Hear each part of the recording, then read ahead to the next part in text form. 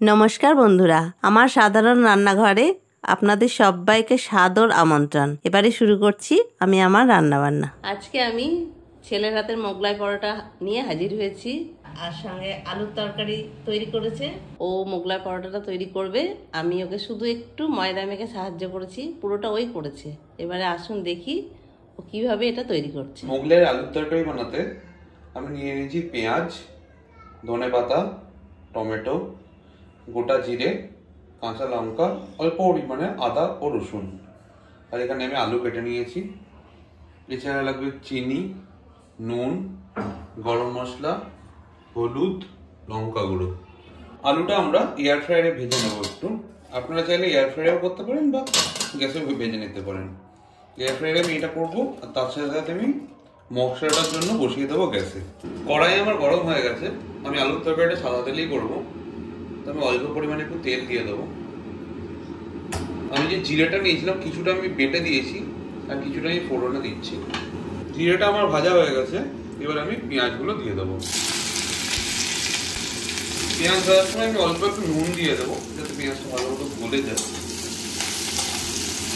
পেঁয়াজটা আমার ভাজা হয়ে গেছে ভালো মতো। এবার আদা, জিরে, রসুন যেটা পয়টাছিলাম আমি সেটা দিয়ে দিলাম। আমি একটা ইনগ্রিডিয়েন্ট ভুলে গেছিলাম, সেটা হচ্ছে ধনে গুঁড়ো। ধনে গুঁড়োটা আমি এখনই অ্যাড করে দেবো একবারে। এর সাথে আমি দিয়ে দেবো হলুদ গুঁড়ো ও লঙ্কা গুঁড়ো।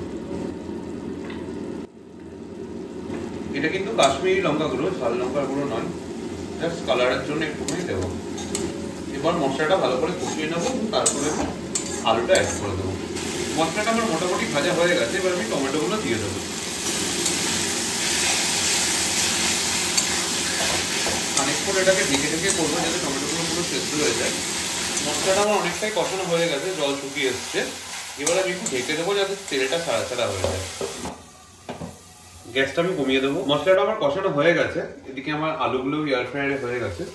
তো এই মশলার মধ্যে এবার আলুগুলো দিয়ে একটু নেড়ে তারপরে পরিমাণ মতো জল দিয়ে একটু ঝোল করে নেবো।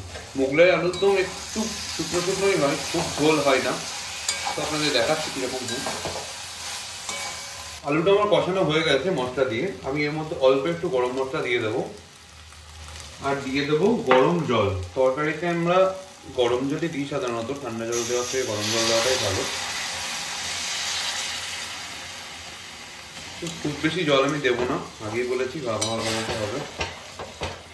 ব্যাস।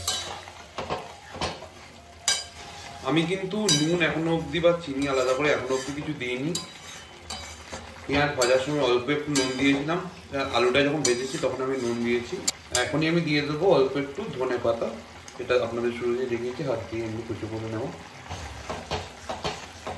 ঝোলটা ফুটে গেছে, এবার আমি একবার দেখে নিয়েছি, তো আমি আমার পরিমাণ মতো নুন দিয়ে দিলাম, আবার লাগলে আবার পরে দেবো। দিয়ে দিচ্ছি সামান্য পরিমাণ চিনি। এবার একবার নেড়ে নিয়ে আমি তো সেটাকে সিমে ঢেকে দেবো খানিকক্ষণের জন্য। এবার আমি নামিয়ে নেব। মোগলাইয়ের জন্য আমি ময়দা নিয়ে নিয়েছি, এবার ময়দাটা আমি ময়ান দেব। আমি দিয়ে দিচ্ছি পরিমাণ মতো লবণ, আর দিয়ে দিচ্ছি চিনি, আর দিয়ে দেব সাদা তেল। তেলটা আমি একটু বেশি দেব, কারণ ময়ানটা যত ভালো দেব তত ময়দাটা খুব নরম হবে আর খুব ভালো হবে। ওই জন্য ময়ানটা আমি এইভাবে নাড়িয়ে আগে দিয়ে নেব। ময়দাটা আমার ময়ান দেওয়া হয়ে গেছে। যখন এরকম এরকম দলা হয়ে যাবে তখন জানতে হবে ময়ানটা আমার খুব ভালো মতো হয়েছে। এর ফলে কি হবে, যে মোগলাইটা যেটা বানানো হবে সেটা কিন্তু খুব ভালো হবে। এবার আমি ময়দাটাকে এমনি নর্মাল জল দিয়ে মেখে নেব। ময়দাটা আমার মাখা হয়ে গেছে, এইরকম হয়েছে। খুব শক্তও করিনি, আবার খুব নরমও রাখিনি। এবার আমি ময়দাটাকে ঢেকে রেখে দেবো। ময়দাটা আমার আধ ঘন্টা মতো রাখা হয়ে গেছে, তো এরকম জায়গায় দাঁড়িয়েছে। ময়দাটাকে একটু আমি ঠেসে নেব, তারপরে আমি লেচি কেটে নিয়ে বাকি প্রসেস শুরু করব। মোগলাইয়ের জন্য আমি পেঁয়াজ কুচো কুচো করে কেটে নিয়েছি, ধনেপাতা কেটে নিয়েছি, কাঁচা লঙ্কা, একটু আদা কুচি নিয়েছি, মিট মশলা দেবো একটু। আমি বাদামকে আমি শুকনো গলায় ভেজে একটু ভেঙে নিয়েছি, আর তার সাথে থাকছে গরম মশলা, আর লাগছে আমাদের ব্রেড ক্রাম্বস। এটা লাগবে মোগলাই তৈরি করতে। ব্রেড ক্রামসটা আমরা ঘরে বানিয়েছি, আপনারা চাইলে কিনেও ইউজ করতে পারেন। আর ঘরে বানানো খুব একটা কঠিন কিছু না। আপনারা পাউরুটিকে নিয়ে এসে অল্প শুকনো কলায় একটুখানি সেঁকে নেবেন, দিয়ে মিক্সিতে ঘুরিয়ে নিলেই দেখবেন এটা এরকম ঝুরঝুরে একটা ব্রেড ক্রামস তৈরি হয়ে যাবে। মোগলাইয়ের সমস্ত কিছু আমি যা কুচিয়েছিলাম আমি মাখিয়ে নেবো একসাথে, শুধু ব্রেড ক্রামসটা আমি আলাদা রাখবো। এগুলো আমি একটা একটা করে সব দেওয়ার থেকে ভালো একসাথে মাখিয়ে রাখবো। আদা কুচি, লঙ্কা কুচি, মশলার মধ্যে এর মধ্যে যাবে গরম মশলা অল্প একটু পরিমাণে, মিট মশলা, অল্প একটু লঙ্কা গুঁড়ো, অল্প একটু হলুদ। নুন আমি এখন দেবো না, নুন যখন রান্না করব মোগলাইটা তখন দেখাবো আপনাদেরকে, তখন আমি নুন দেবো। আর বাদামটা যেটা আমি গুঁড়ো করে রেখেছি ক্রাশ করে, সেটা আমি দিয়ে দিলাম। এটাকে আমি ভালো করে মাখিয়ে রেখে দেবো। তো মোগলাই বানানোর জন্য আমি সব ইনগ্রেডিয়েন্টস এবার জোগাড় করে নিয়েছি। ময়দাটা আমি লেচি কেটে নিয়েছি, ডিম নিয়ে নিয়েছি, মোগলাই আমরা এগ মোগলাই করবো তাই। যেটা মিক্সার তখন দেখিয়েছিলাম মোগলাইয়ের জন্য লাগবে সেটা, আর এটা ব্রেড ক্রামস প্রয়োজন মতো আমরা দিয়ে নেবো। মোগলাই আপনারা কটা ডিমের করবেন সেটা পুরোপুরি আপনাদের উপর, ডাবল ডিমেরও করতে পারেন, সিঙ্গেল ডিমেরও করতে পারেন, কোনো অসুবিধা নেই তাতে। তো আমরা মোগলাই বানানোর প্রথমে মিক্সারটা তৈরি করে নেব। তো শুরু করবো প্রথমে ডিম দিয়ে, তারপরে দিয়ে দেবো আমাদের এই মিক্সারটা যেটা বানিয়েছি পরিমাণ মতো।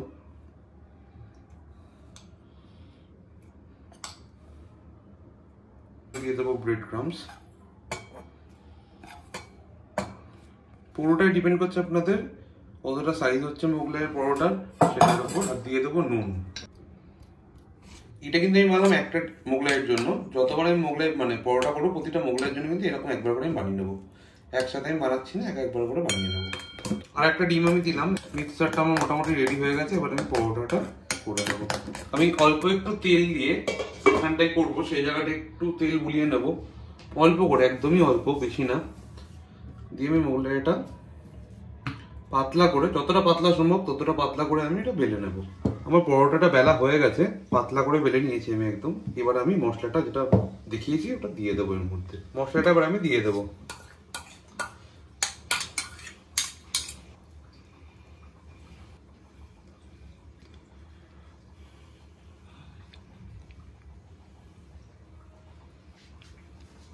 এবার আমি মোগলাইটা ফোল্ড করে নিচ্ছি এভাবে।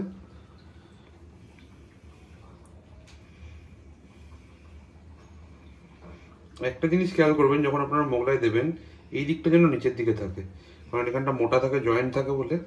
এটা যদি উপর দিকে থাকে তাহলে এটা ভালো মতো হবে না, এই জায়গাটা খুলেও যেতে পারে। তো এরকম করে আমরা দেবো যাতে এটা ভেতর দিকে থাকে।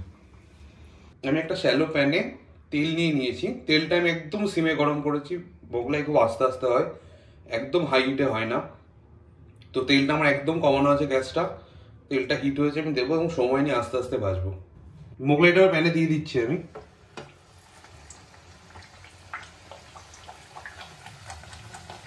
মোগলাইটা আমরা এবার উল্টে নেবো, একটা দিক হয়ে গেছে মোটামুটি। আমরা কিন্তু এখনো লো ফ্লেমে ভাজছি, আমরা কিন্তু এখনো গ্যাস একদমই বাড়াইনি। আমাদের মোগলাই রেডি হয়ে গেছে। তো আমরা এবার এটাকে তুলে নেবো, রেখে দেবো যাতে তেলটা যদি এক্সট্রা কিছু থাকে তাহলে ঝরে যায়। এবং এইভাবে আমি বাকি মোগলাইগুলোকে আবার করে নেবো।